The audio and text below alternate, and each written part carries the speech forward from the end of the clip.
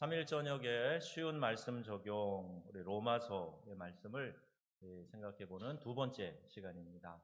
어렵지 않게 쉽게 하니까 좋다고 오늘 아침에 우리 말씀 공부하는 시간에도 아, 어렵지 않게 또 질문이 복잡하지 않게 이렇게 공부할 수 있게 돼서 참 좋다고 그런 이야기들이 좀 피드백이 있는데, 그런 말씀은 오묘한 진리라 누구나 다 깨달을 수 있는 평이하고도 쉽고도 아주 분명한 하나님의 진리가 말씀에 담겨져 있는 줄로 믿습니다. 자, 여러분이 기대하는 마음으로, 사모하는 마음으로 말씀을 들으시면 잘 깨닫게 되실 줄로 믿습니다. 쉬운 말씀 적용이라고 이미 타이틀도 그렇게 붙였어요. 로마서, 그럼 딱딱한 교리서라고 생각하지만 아니요, 교리도 물론 있고요, 또 그것을 생활에 적용하는 생활편도 나와 있어요. 지난 시간에 질문을 던지면서 우리가 로마서를 한번 풀어가자, 로마서를 통해서 답을 찾아가자, 그런 말씀을 드리면서 제일 중요한 첫 번째 질문이 예수 믿고 무엇이 달라졌습니까? 그런 질문을 드렸어요. 이 포스트 코로나도 많은 것들을 바꿔놓았잖아요. 여러 문화들이 지금 달라져 가고 있고 앞으로 더 많이 변화될 것을 그렇게 예상하는데, 예수 믿은 사건도 분명히 뭔가 달라진 게 있을 거 아니에요. 이게 보통 일입니까? 예수 믿고 나서 내 신분이 변화되고 구원의 확신을 얻게 되고 하나님의 자녀가 되었고 달라진 것이 어디 한둘입니까? 그렇죠? 그러니까 이 달라진 것들이 무엇인지 내가 정확히 알고 그것을 깨닫고 이것이 내 것이구나 하는 것을 알 수가 있어야 되죠. 세상이 줄 수 없는 값진 것들을 많이 얻었어요. 예수님을 믿고 나서. 그 첫째가 구원이요, 둘째가 하나님의 자녀된 것, 셋째 참된 안식과 기쁨을 얻게 된 것. 그래서 내가 걱정할 필요가 없다, 이런 말씀도 우리 함께 나눴죠. 자, 이것은 세상의 어떤 것과 비교할 수도 없고 바꿀 수도 없는 것이다, 이렇게 우리 지난 시간에 한번 상고해 보았습니다. 자, 오늘은 이제 또 세 가지 질문할 건데요. 이야기하다가 시간이 부족하면 마지막 여섯 번째 질문은 다른 시간으로, 또 다음 시간으로 이어갈 거예요. 또 기도할 시간도 필요하니까 이렇게 집중해서 한번 따라와 주시면 좋겠습니다. 자, 교회 가면 힘이 납니까?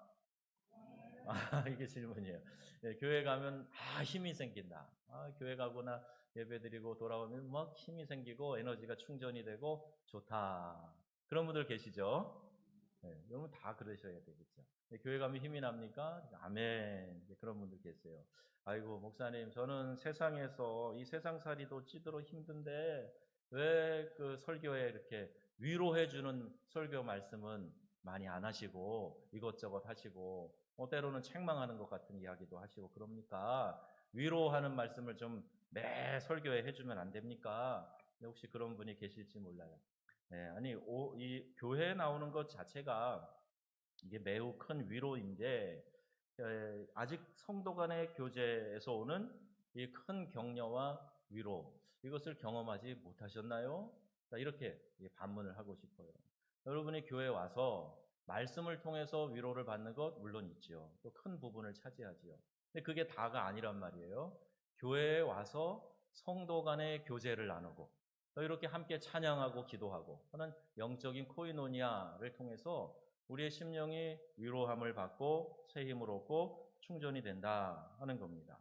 그래서 주일날 이 만날 믿음의 가족들을 그리워하면서 한 주 동안에 받은 말씀 가지고 이 세상에 나가서 영적으로 치열한 싸움을 하다가 이제 교회에 와서 다시 쉼을 얻으면서 안식을 얻으면서 충전을 하고 위로를 받는 거예요. 그러니까 내 동지들을 만나러 교회를 왔단 말입니다. 교회 와서 동지들을 만나서 야 반갑다, 한 주 잘 살았어, 그리고 인사 나누고 반갑게 교제하고 떡을 떼고 함께 위로하고 격려하고 그러면서 내가 마음의 위로를 받는 거예요. 설교 말씀으로만이 아니고 이와 같은 교제를 통해서 위로를 받게 되는 겁니다. 그러니까 같은 생각과 믿음을 가지고 있는 성도들이 모인 교회 들어서기만 해도 벌써 위로가 되고 힘을 얻기 마련이에요. 자, 여러분 다 그런 정상적인 신앙생활 하시기를 바랍니다. 하고 계실 줄로 믿습니다. 이게 돼야 되는 거예요. 이게 교회를 딱 들었으면 짜증이 확 올라.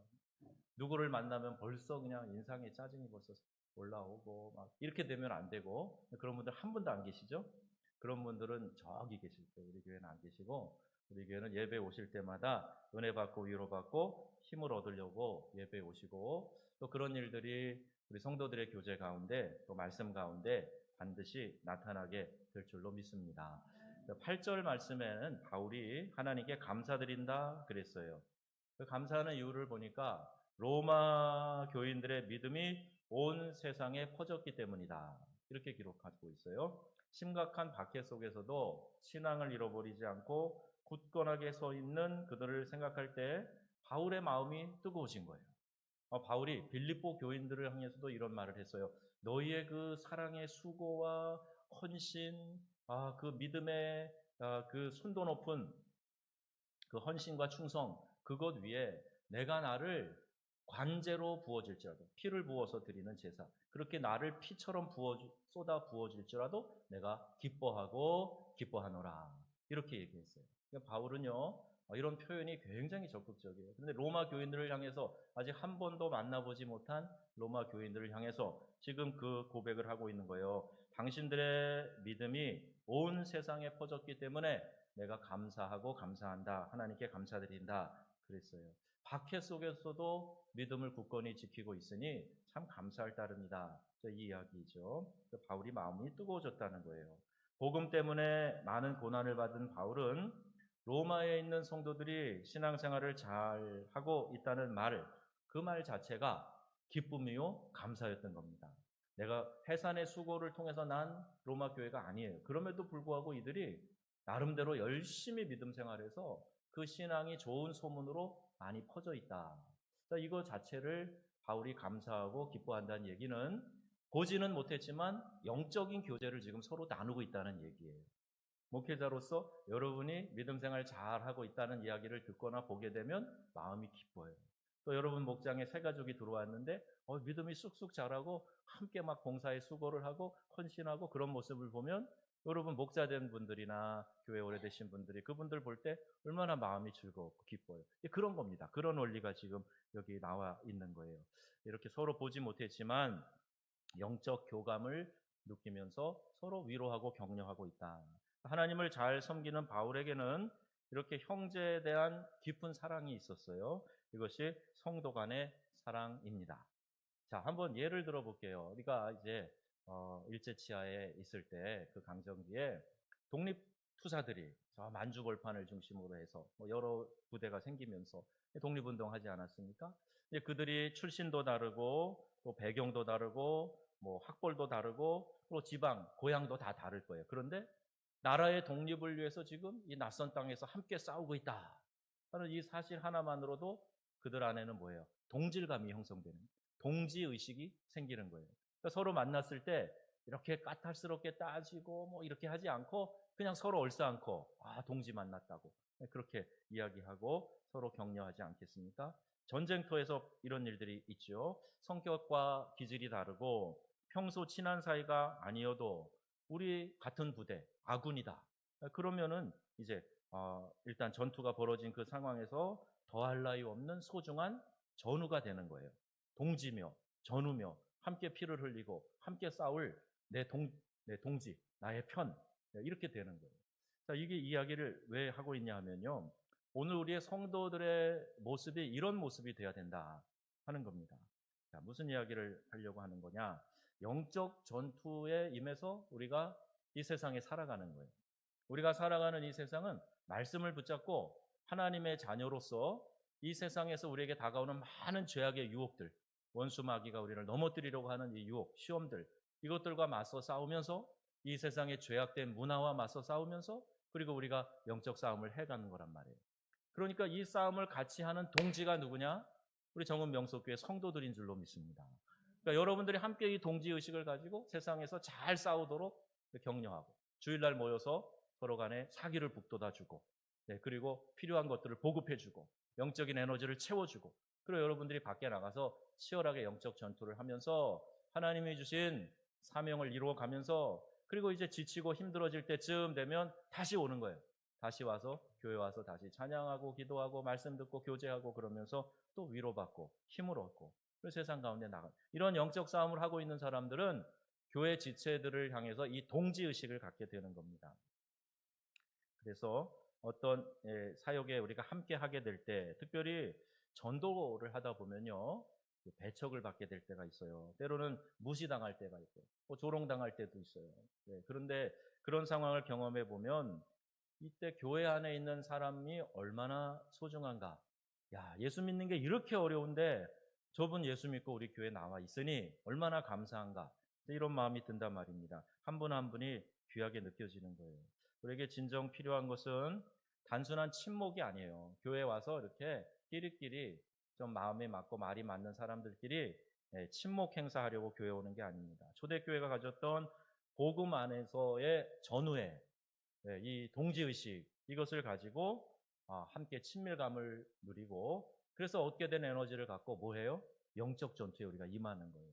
세상 가운데서 치열하게 믿음의 사람으로 살아내고, 그리고 이제 지치고 조금 힘 빠지고 그럴 때 다시 돌아와서 함께 충전하고, 그게 교회의 공동체, 예배 공동체라는 겁니다.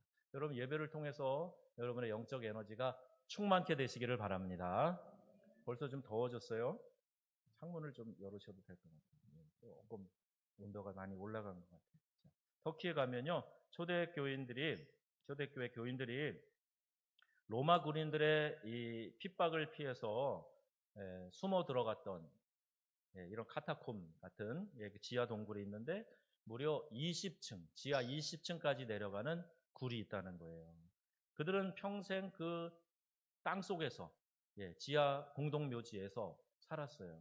밖에 나가면 물론 생명의 위험도 있지만, 또 이제 콘스탄틴 황제 이후에 신앙의 자유가 주어졌을 때 밖에 나가 보니까 이거 교회 이 신앙이 타락했다. 그래갖고 다시 카타콤에 들어가서 평생을 살았던 사람들의 이야기도 있습니다. 복음 때문에 지상에 나오지 못하고 지하에 숨어서 신앙생활을 하는 사람들 한번 생각해 보세요. 로마 군인에게 쫓겨가지고 그 지하 동굴에서 서로 이렇게 어두운 곳에서 서로 이렇게 살다가 거기에서 우연히 그리스도인을 마주쳤을 때 어떠했을까? 그냥 맹숙맹숙하게 이렇게 헤어졌을까? 아니요. 서로 부둥켜 안았겠죠. 끌어안고 어떻게 지냈어? 먹을 것은 있어. 그러면서 서로 격려하면서 그렇게 하지 않았겠습니까? 치열하게 내 신앙을 지키기 위해서 영적 전투를 하는 우리 성도들은 복음과 함께 고난받는 사람들과 이 동지의식을 갖게 되고 끈끈한 전우회가 생기게 된다 하는 거예요. 그러니까 사역을 교회가 꼭 해야 되는 이유가 여기에 있습니다. 사역하지 않으면 교회가 자꾸 게을러지고 비대해져요. 그럼 그거 가지고 오히려 또 다른 부패와 다툼의 온상이 되고 원인을 제공하게 되는 거예요. 사역하기 위해서 열심히 달려가고 함께 땀 흘리고 하는 수고하는 교회는 그걸로 인해서 서로가 서로를 위로해주고 격려하고 돈독하게 해준다는 거예요. 그럼 성경을 읽으면서도요, 좀 감동이 없다. 내가 옛날에는 정말 신앙생활 빡시게 뜨겁게 했는데 요새는 그런 열심도 안 생기고 성경을 읽는데도 감동이 없다. 그럼 여러분, 영혼 구원을 위해서 한번 전도해 보세요. 길거리에 나가서 전도해 보고 뭐 아는 사람들 찾아가서 전도해 보고 해보세요. 신앙생활의 아주 중요한 부분을 다시 회복할 수 있게 됩니다. 야, 이렇게 영혼이 돌아오기가 힘든 건데 내가 나 같은 사람이, 나같이 고집진 사람이 어떻게 예수 믿게 됐지? 야, 내가 이렇게 예수 믿고 구원받은 것이 정말 은혜로다, 은혜로다. 이런 마음이 든다니까요. 삶이 무료해질 때 어디 가보라 그래요? 시장 가보라 그러잖아요. 사람들이 막 저렇게 막 억지게 힘차게 살아가는 시장통에 한번 가봐라 그러잖아요. 마찬가지입니다. 영적 환경에서 내가 자꾸 무료함이 느껴지고 나태해지고 힘이 빠지고 기쁨이 없어지고 그러면 영혼 구원을 위해서 여러분이 한번 적극적으로 한번 그 일을 해보세요. 그러면 다시 한번 여러분 영혼이 새로운 활력이 넘쳐나게 될 줄로 믿습니다. 자, 성도들과 교제하는 것보다 세상 친구들과 어울리는 게 더 편하고 즐거운 분 계시죠? 안 계세요? 네. 혹시 계시나요? 안 계신 것 같아요. 네, 그런 분이 계시면 여러분 혹시 내가 지금 그렇다 그러면요, 현재 나의 신앙생활이 바닥이구나 이렇게 생각하시면 돼요. 교회 오면 왠지 불편하고 다른 사람들이 다 가식적인 것 같고 밖에 나가면 사람들이 솔직하고 잘 맞아. 이런 마음이 드세요? 그럼 여러분 신앙을 좀 점검해 보셔야 됩니다. 교회 안에서 믿음의 성도들과 그런 교제가 일어나야 됩니다. 교회 안에서 함께 모여서 예배하고 함께 기도하고 말씀 기도 제목 나누고 그러다 보면 이런 아주 끈끈한 전우애도 느끼고 동지의식을 느끼고 그럴 수 있어야 됩니다. 바울은 교인들에게 이러한 동지애를 가졌어요. 우리도 그것을 느껴야 됩니다. 야, 이 예배에 나오신 한 분 한 분이 정말 귀하구나. 이런 생각을 같이 하는 거예요. 우리가 함께 목장에서 함께 기관에서 함께 우리 명성교회 교인으로 함께 모이는 이들이 참 귀하구나. 이런 마음을 함께 갖는 거예요. 그 동지에는 함께 땀과 피를 흘리는 사람들에게만 주어집니다. 평일에는요, 주님을 위해서 아무것도 하지 않다가 주일날 교회에 가서 한 번 예배드리는 사람은요, 이런 동지애를 느낄 수가 없어요. 영적 교제권에 들어가야 됩니다. 영적 교제권 안에 들어가야 돼요. 함께 새벽 기도 드리고 수요 예배 함께 하고 목장 예배 함께 드리고 제자 양육 같은 데 함께 참여하고 함께 전도하는 사역에 참여하고 그러면서 우리가 영적인 동질감 이것을 갖게 되는 겁니다. 잘 기억하세요. 주일 예배에 그냥 구경꾼처럼 와서 한 번 예배 드리고 가는 거 그거 다 채워지지 않습니다. 분명히 부족한 영적 갈증을 느끼게 될 거예요. 그러니까 이런 교제권 안에 들어가서 함께 영적 전쟁에 영적 교제권 안에 우리가 참여해야 된다. 그걸 꼭 기억하시고 여러분들이 함께 동참하시면 좋겠어요. 치열한 영적 전투를 벌이다가 예배당에 들어서면요, 그 자체만으로도 성도는 위로와 격려를 받게 됩니다. 이것이 성도의 교제, 성도의 위로예요. 우리 군대 간 젊은 우리 아들들 보면요, 저도 이제 군대를 좀 늦게 갔지만 가가지고 막 훈련소에서 엄청 고생을 해요. 그때는 여기 포켓에 있는 이 시편, 신약 성경 요거 하나 남들 담배 필 때 펴가지고 시편 한 편 읽는 게 그렇게 꿀같이 달고 좋아요. 그리고 이제 그렇게 막 선임들에게 또 조교들에게 욕 먹고 저희 때는 구타도 좀 있어요. 구타도 당하고 그러다가 주일날 교회에 딱 갔는데요. 찬양대 성가대 쓸 사람 일로 와서 연습하라고 딱 섰는데 찬송을 피아노 꽝 반주 나오면서 찬송을 부르는데 거기 있는 사람들이 아마 3분의 1은 울었을 거예요. 사내 녀석들이 그냥 엄마 보고 싶어서 우는 게 아니라 내가 주님을 만나고 함께 신앙하고 했던 그 예배 공동체 그 은혜 받았던 생각 이런 생각들이 나니까 그 예배 자리에 다시 들어가서 내가 이제 치열하게 믿음 생활하는 청년으로서 하나님 앞에서 그렇게 살려고 노력하다가 이제 주일날 교회 앞에 나와서 예배드리려고 하니까 하나님의 위로하심이 느껴지는 거예요. 그러니까 예배당 안에만 들어가도 감격하는 사람이 피아노 소리 듣고 찬송만 불러도 감격하는 그런 경험을 하게 되는 거죠. 여러분 안에 이렇게 치열하게 영적인 삶을 살다가 주님 앞에 나와서 은혜 받고 또 교회 오면은 여러분에게 힘이 납니까? 할 때 예, 물론이죠. 교회 오면 내가 하나님으로부터 위로받고 영적 교제를 통해서 내 에너지가 충전됩니다. 할렐루야, 감사합니다. 이런 경험들이 여러분 모두에게 있어지기를 바랍니다. 저게 무슨 얘기래? 이렇게 생각하는 분들은 빨리 깨달으셔야 돼요. 교회에 와서 예배를 통해서 은혜 받으셔야 됩니다. 자, 두 번째 질문이에요. 어린 신자를 어떻게 돌볼까요? 어린 신자를 어떻게 돌볼까요? 나이가 어려서 어린 게 아니고 믿음 생활을 이제 시작한 사람, 또 신앙의 연륜이 좀 있어도 새로 이렇게 이사 와서 새로 우리 교회로 이사 와서 여기에 이제 다시 뿌리를 내리는 사람, 우리는 새가족이라 그러죠. 새신자가 아니고 새가족. 이런 새가족들도 다 어떤 의미에서 보면 여기서 좀 보호받아야 되고 또 이렇게 돌봄 안에서 자라날 수 있는 환경을 마련해 줘야 되는 거죠. 또 본질적으로 이 질문에 해당하는 영적인 어린아이들을 어떻게 대해야 될까? 이건 나이와 상관없어요. 어떤 경우에 보면 신앙의 연륜하고도 상관없어요.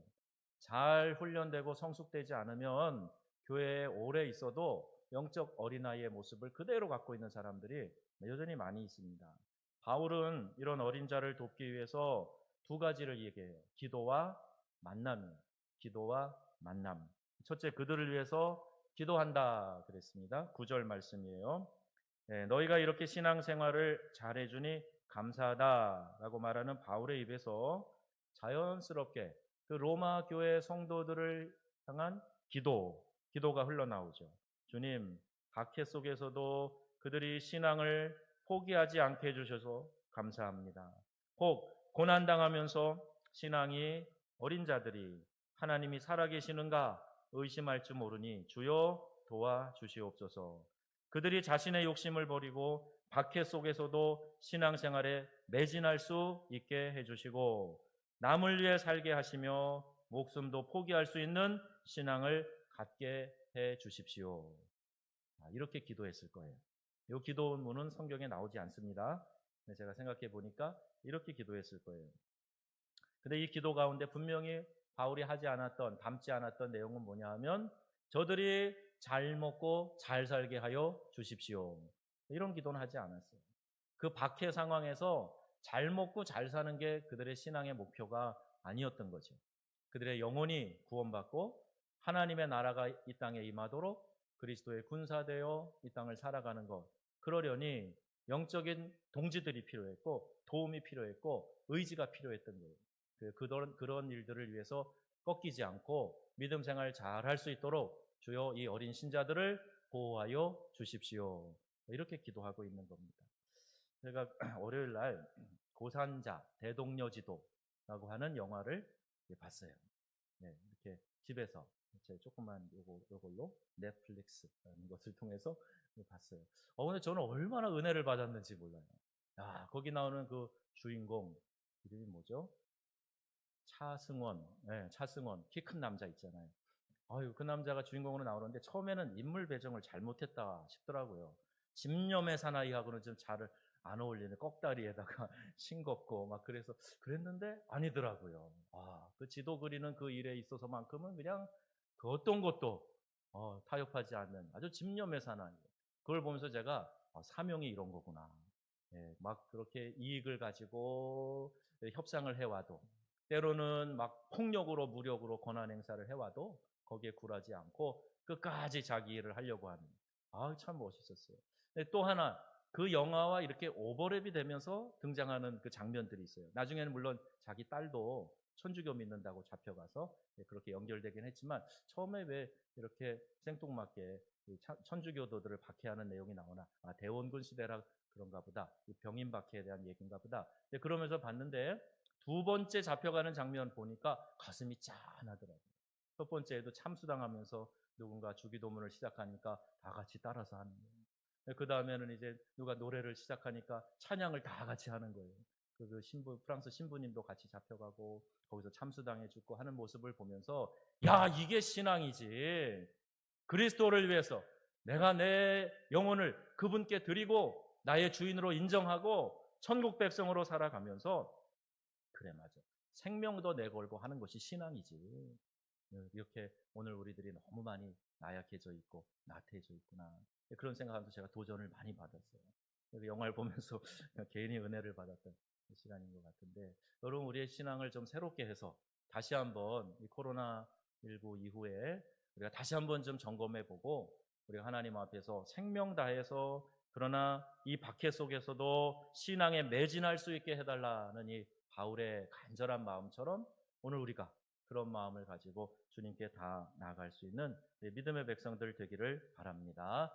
그들을 위해서 기도했어요. 그리고 나서 바울은 기도하면서 그 로마 교인들을 만나기를 원했습니다. 10절 말씀이요. 우리가 진심으로 이런 어린 자를 돕기 원하면 그 사람을 위해서 기도하면서 한편으로는 직접 만나야 돼요. 뭐를 위해서요?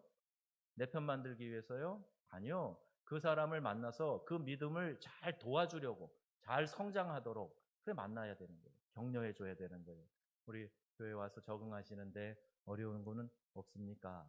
또 혹시 우리 교회에서 뭐 불편한 거 있으면 저한테 연락해 주세요. 제가 도와드릴 수 있는 대로 도와드릴게요. 우리 교회는 이러이러한 특징이 있습니다. 이러이러한 사역팀이 있고 부서가 있는데 함께 하시면 좋겠습니다. 전도할 때도 좀 같이 나오셔도 좋고요. 뭐 여러 가지 일로 만나서 교제하면서 그 사람의 신앙이 자랄 수 있도록 도와주는 거예요. 믿음을 견고하게 하기 위해서 바울이 내가 너희를 보기 원한다 그랬어요. 11절에. 어린 자는 양육이 필요합니다. 가만히 두는 것은요. 그들을 방치하는 것이에요. 내가 너희들을 견고하게 하기 위하여 간다라고 말하는 것 보시면 바울이 교만해서 그런 게 아니에요. 믿음이 약한 사람을 오히려 몇 년씩 이렇게 방치해 두는 것, 이게 책임을 다하지 못하는 겁니다. 여러 종류의 교인들이 있어요. 처음에는요, 뭐 구도자 예배도 하고 하지만은 모여 있다고 다 교인이 아니에요. 다 구원받는 하나님의 자녀가 아니에요. 1단계는요, 군중입니다. 군중. 모여 있는 사람들. 이 군중은 거듭난 그리스도인이 아니에요. 아직 구원의 복음을 받아들이지 않은 사람이에요. 근데 그 군중이 복음을 받아들이면서 크리스찬이 되는 거죠. 예, 하나님의 자녀가 됩니다. 그리고 그러고 나서 교인이 됐다 그래서 거기서 끝나서는 안 됩니다. 아예 교인 됐으니까 이제 복음 전했을 때 영접했으니까 어차피 구원은 받았으니까 근데 거기서 멈추면 안 돼요. 우리가 그 정도로 머무르라고 우리 주님이 우리를 불러주신 게 아닙니다. 헌신자가 돼야 돼요. 그리스도의 몸된 교회에 내가 헌신하고 그 교회 공동체에서 여러 가지 사역을 하는데 헌신하고 또 결국에는 이 땅에서 그리스도의 군사로 살아가는 거예요. 이것이 우리의 삶의 목표가 되어야 됩니다. 여러분 다 헌신자 되시길 바랍니다. 다 그리스도의 군사 되시기를 바랍니다. 이 일을 위해서 우리가 무장하고 군사로 나설 수 있는 사람이 되어야 되는 거예요. 어디까지? 믿음의 그 그리스도의 장성한 분량에 이르도록 믿음이 거기까지 이르도록 자라가야 된다는 겁니다. 에베소서 4장 13절 말씀이에요. 함께 읽어보겠습니다.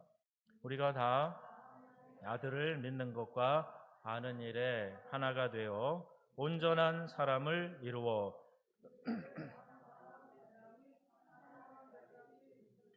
아멘. 자, 그 목표까지 우리가 성장해 가야 됩니다. 예수님을 많이 닮아가야 돼요. 주님 앞에 섰을 때 네가 누구니? 왜 이렇게 나를 안 닮았니? 이렇게 되시면 안 되고요. 주님 닮은 사람으로 가셔서 주님 앞에 서셔야 됩니다. 많이 닮아가시기를 바랍니다. 주님 많이 닮아가야 돼요. 8절에 보면요. 로마 교회의 믿음이 온 세상에 전파될 정도라고 했는데 그들의 믿음이 얼마나 좋았겠어요. 그런데 바울은 믿음이 좋은 그들에게 너희를 견고하게 하려 함이니 이렇게 말을 하고 있습니다. 이 말은요. 좋은 믿음을 가지고 있지만 계속해서 견고해져야 된다는 뜻이에요. 내가 과거에 좋은 믿음으로 뜨거운 열정으로 신앙생활 했다 그래서 여러분 그게 항상 유지됩니까? 여러분 신앙 역사 가운데 이력 가운데 그게 항상 유지됐나요? 아니요. 넘어질 때도 있었어요. 시험이 들어와 가지고 비틀비틀 거릴 때도 있었어요. 어떤 때는 불신자보다 더 악하게 하나님 앞에서 표독스럽게 사람들 앞에도 사납고 강포가 아주 그냥 그게 내 마음을 다스리고 그랬던 적들도 있어요. 그러니까요, 우리가 믿음 안에서 견고하게 되는 일들은 날마다 계속해서 지향해 나가야 되는 아주 중요한 목표예요. 그러니까 바울이 너희 믿음이 좋은 소문이 난 거 알아. 그런데 내가 너희를 만나길 원한다. 만나서 너희의 믿음을 더 견고하게 해줄게. 이렇게 이야기를 하고 있는 거예요. 좋은 믿음이 계속 견고해져야 된다 하는 걸 기억하시고 바울이 신앙 좋은 에베소 교인들을 위해 기도할 때 이렇게 얘기합니다. 에베소서 1장 17절인데요. 하나님을 알게 하시고 그랬습니다. 이미 신앙이 좋은 에베소 교인들 그들을 하나님을 알게 하시고 그랬어요. 하나님을 아는 이들은 하나님을 더 알아가야 됩니다. 3년 전의 수준이나 지금 수준이나 별반 다를 것이 없다. 그러면 안 되죠. 아니, 더 식어졌다. 더 약해졌다. 그럼 문제가 시작이 된 겁니다. 하나님을 아는 만큼 신앙이 강해지게 되는데, 그럼 3년 전과 지금 하나님에 대한 지식, 하나님에 대한 알미 여전히 같은 수준이다. 아니면 이전만도 못하다. 이건 문제 있는 거예요. 여기에서 문제가 시작이 되는 거예요. 그러니까 여러분, 하나님을 더욱 힘써 아시기를 바랍니다. 여호와를 아는 지식이 여러분 가운데 충만해야 돼요. 그리고 체험적으로 하나님을 알아가야 되는 거예요. 다니엘 11장 32절에 말씀하시죠. 하반절입니다. 함께 읽어보겠습니다. 오직 자기의 하나님을 아는 백성은 강하여 용맹을 떨치리라. 아멘. 하나님을 잘 아셔야 돼요. 잘 아셔야 돼요.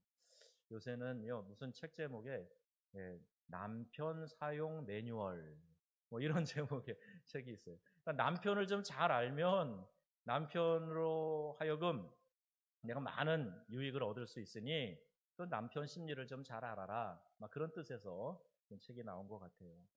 사람 사이에서도 서로를 아는 것이 중요하지만 특별히 우리가 하나님을 아는 지식 얼마나 중요한지 모릅니다. 여러분 하나님을 더욱 힘써 아시기를 바랍니다.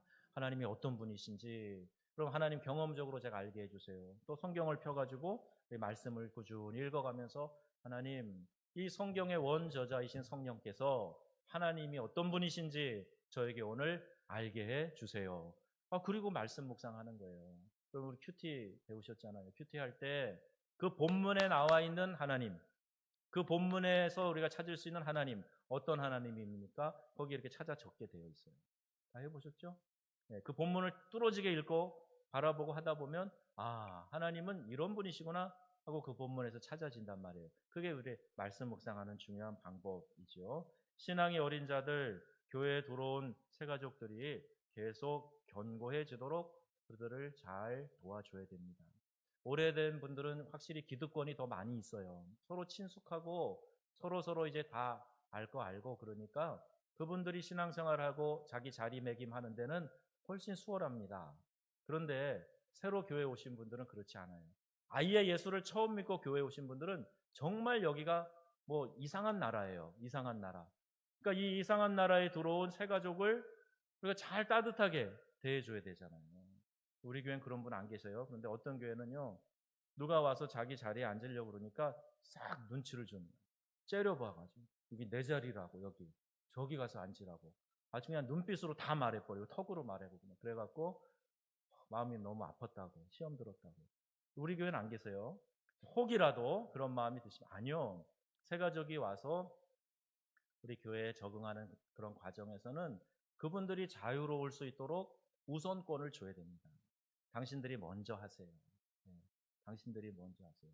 You first. 당신이 먼저 하세요. 나는 여기 익숙하니까요, 늦게 해도 상관없어요.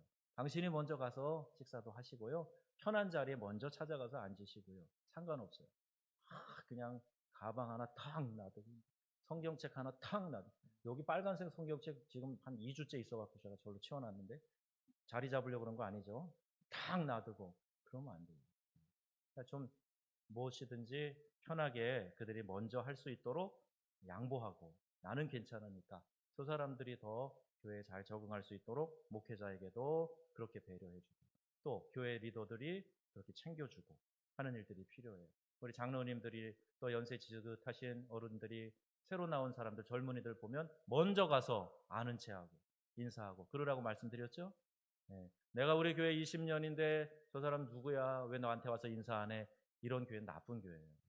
어른들이 먼저 가서 안녕하세요, 제가 이 교회 마무개 장로입니다. 그러면 그거 하나만으로도 교회에 대한 인상이 확 좋아지는 거죠.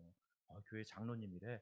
저분이 와서 공손하게 인사를 하시네. 아유, 내가 다음에 만나면 꼭 기억하고 저분께 인사를 먼저 드려야지. 그런 마음 들겠죠? 네, 그런데 그렇게 안 하고 있으면서 언제 나를 알아보나 보자 그리고 있으면 안 돼요. 그러면 안 돼요. 우리가 어린 자를 만나야 하는 또 다른 이유가 위로를 함께 나누기 위해서라 그랬어요. 12절에 바울이 로마 교인들을 만나려는 두 번째 이유, 피차 위로를 받게 하려 하는 것이다 그랬어요.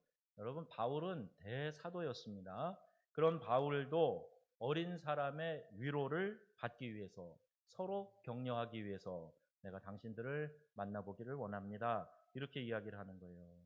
우리 모두는요, 격려를 먹고 사는 사람들입니다. 영적으로 성숙한 사람뿐 아니라 어린 자도 사람들을 위로할 수 있어요. 그래서 피차 위로하고 격려해야 된다 하는 겁니다. 여러분, 서로 위로하고 격려하시기를 바랍니다. 네, 그래서 우리가 예배 전에도 서로 인사하고 잘 나오셨다, 은혜 받으시라고, 오늘 좋아 보이신다고 이렇게 하면서 격려해 주는 거예요. 네. 우리 여러 이제 그 수고하는 교인들을 보면서도 얼마나 수고가 많으시냐 이렇게 격려해 주는 거예요. 근데 비판하는 거는요, 노력을 하지 않아도 쉽게 잘할 수 있어요. 자기 기준을 갖다 대면 어떤 상황이든지 누구를 향해서든지 비판이 가능합니다. 그러고 보면요, 비판만큼 쉬운 게 없어요. 어차피 내 잣대로 얘기하는 건데 내 기준으로 볼 때 이거 틀렸어, 이거 잘못됐어, 이거 삐뚤어졌어, 내가 기준이니까 그렇게 하는 건 참 쉬운 거예요. 그러나 격려를 잘하는 것은 쉽지 않습니다. 많은 노력이 필요해요. 그리고 그냥 입버릇처럼 그냥 이렇게 립 서비스 하는 건 또 금방 실증 나잖아요. 그러니까 진짜 그 사람이 칭찬받을 만한 거, 좋아 보이는 거, 그거를 잘 찾아내서 격려해 주면요, 얼마나 효과가 좋은지 몰라요. 자신을 객관적으로 여러분 한번 평가를 해보세요. 나는 격려를 잘하는 사람인가, 비판을 잘하는 사람인가? 어떻게 가름할 수 있을까요? 여러분 주변에 사람들이 항상 많이 다가오면 여러분은 격려를 잘하는 사람이에요. 제가 그런 분들 몇 분 알아요. 이분은 누군가를 탁 보면 당신은 참 이런 게 부러워. 그러면서 막 칭찬을 해줘요. 그럼 그 사람 주변에는 항상 사람들이 이렇게 모여집니다. 근데 내 주변에는 항상 쌩하고 내 핸드폰은 캔디폰이고 뭐 전혀 사람들이 나랑 이렇게 교제 안 하려고 그러면 여러분은 격려를 잘하는 분이 아니라 비판을 잘해서 그럴 소지가 매우 높습니다. 이렇게 한번 자가 진단을 해보라는 거예요. 나는 격려를 잘하는 사람인가? 내가 격려를 잘하는지 비판을 잘하는지 이걸 한번 생각을 해보고 격려하는 사람이 되어야 된다.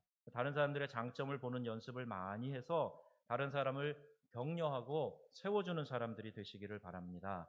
특히 어린 자들에게 격려는 보약 중에 보약이에요. 그러지 않아도 두렵고 그러지 않아도 긴장이 되는데 잘하고 있다고, 훌륭하다고 이런 격려 한번 해줘 보세요. 훨씬 마음이 편해지고 부드러워지고 보약을 먹은 것처럼 힘이 생기고 하지 않겠습니까? 깊이 기도하고 마땅히 격려해야 될 사람들을 격려하는 자로 우리가 바뀌어져야 됩니다. 그러면 기도하실 때 분명 하나님 말씀하실 거요. 너 누구에게 좀 격려를 해주거라 이런 말씀하실 거예요. 그러면 그에게 가서 따뜻한 눈빛으로 손 한번 잡아주고 등 한번 두드려주고 좋은 말 한번 해주고 그것만으로도 얼마나 큰 격려가 되는지 몰라요. 바울 역시 위로받기를 원했습니다. 바울 같은 사람이 누구의 위로가 필요할까요?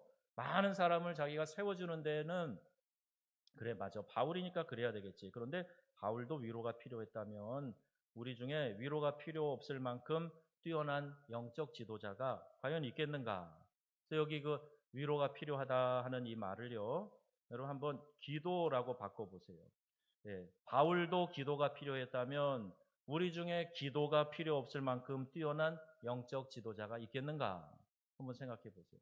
그러니까 영적 지도자, 나에게 말씀의 양식을 꼴을 먹이는 영적 지도자도 나를 위해 기도해 주는 그 지도자도 나의 기도가 필요한 사람이다.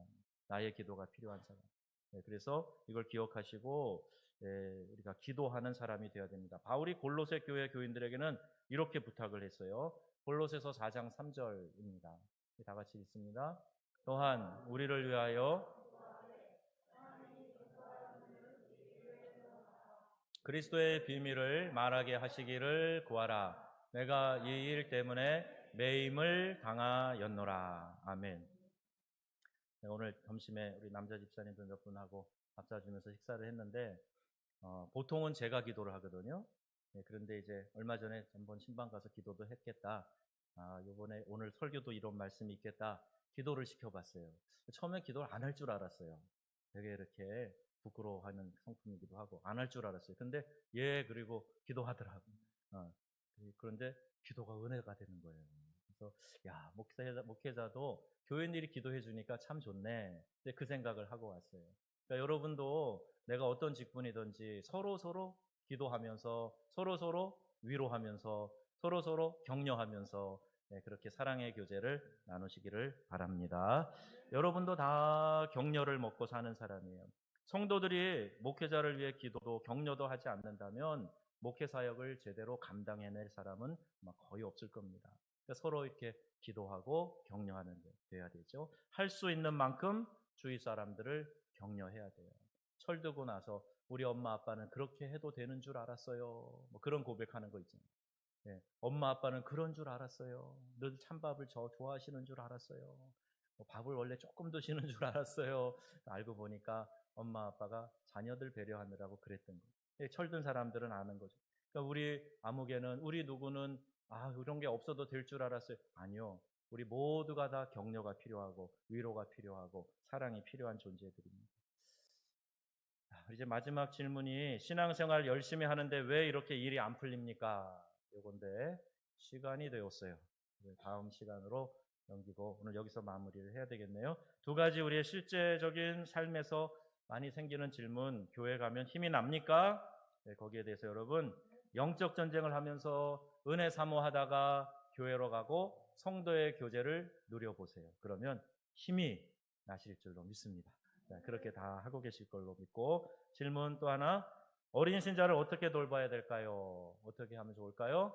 기도하고 자주 접촉하고 격려해 주는 거예요. 자, 그리고 이것은 내가 믿음이 돈독할수록, 신앙의 연륜이 깊을수록 먼저 실천하시고, 그러나 나도 필요하니까, 나도 사랑이 필요 없을 만큼 그렇게 부자인 사람 없거든요. 나도 필요하니까 다른 사람들에게 위로 받고 격려 받고 사랑 받고, 그러면서 우리 교회 공동체 안에 은혜가 충만하기를 주 예수님의 이름으로 축원합니다. 아멘.